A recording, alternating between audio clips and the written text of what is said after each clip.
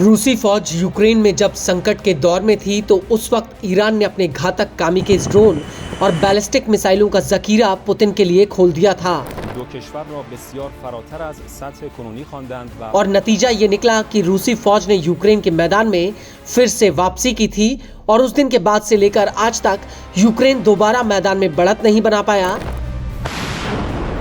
इसके अलावा जब संयुक्त राष्ट्र में 3 यूरोपीय देश ब्रिटेन, जर्मनी और फ्रांस ने ईरान पर व्यापक प्रतिबंध लागू किए थे तो उस वक्त भी रूस ने इसका विरोध किया था। और इसमें कोई दोहराए नहीं कि मुसीबत के समय में ये दोनों ही एक दूसरे की ढाल बने हैं। और अब अमेरिकी सेना समंदर में ईरान को घेर कर खड़ी है तो ऐसे हालातों में पुतिन ने खामनेई को अकेला नहीं छोड़ा बल्कि रूस ईरान की ढाल बनकर उतर आया है। और अब इसी कड़ी में रूस और ईरान को लेकर एक ऐसा खुलासा हुआ है जिसने ट्रंप और नेतन्याहू की नींद उड़ा दी है। दरअसल लंदन की एक न्यूज एजेंसी ने खुलासा किया है कि रूस ने ईरान में अरबों डॉलर कैश भेजे हैं जिससे खामनेई की सत्ता को संकट से उबारा जा सके।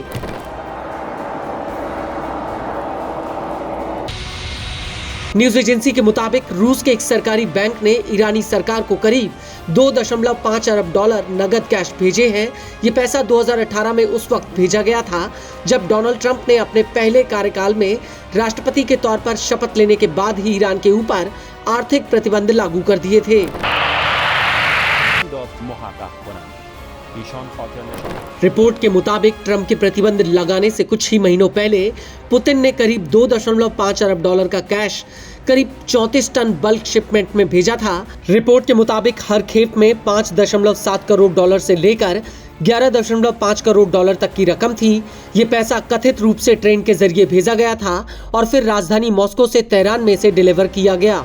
जानकारी के मुताबिक ये पैसा रूस के सरकारी प्रोम्स्विस बैंक ने भेजा था और ईरान के सेंट्रल बैंक मिर्दमत बुलवेट ने ये पैसा रिसीव किया था।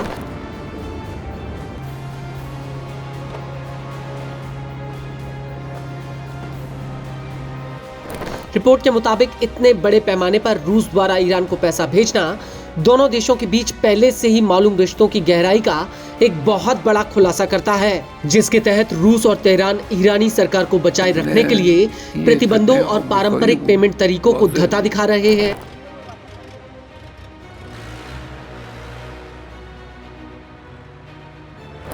और इस खुलासे के बाद ऐसी आशंका जताई जा रही है कि मौजूदा समय में रूस ने फिर से पैसा भेजकर ईरानी सरकार को बचाए रखने की कोशिश की है, क्योंकि ईरान रूस को अरबों डॉलर के शहीद 136 कामिकेज ड्रोन और फतेह 360 शॉर्ट रेंज बैलिस्टिक मिसाइलें सप्लाई करता है।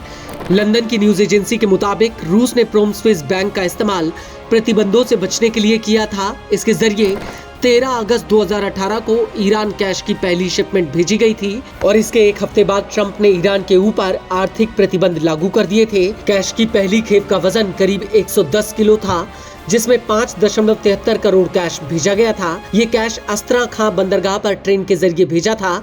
इसके बाद कैस्पियन सागर के जरिए इसे आमिरबाद भेजा गया और यहाँ से ये पैसा ट्रेन के जरिए तेहरान भेजा गया। रिपोर्ट के मुताबिक ये रकम 500 यूरो की करेंसी में भेजी गई, लेकिन इसकी कीमत डॉलर में दर्ज की गई थी।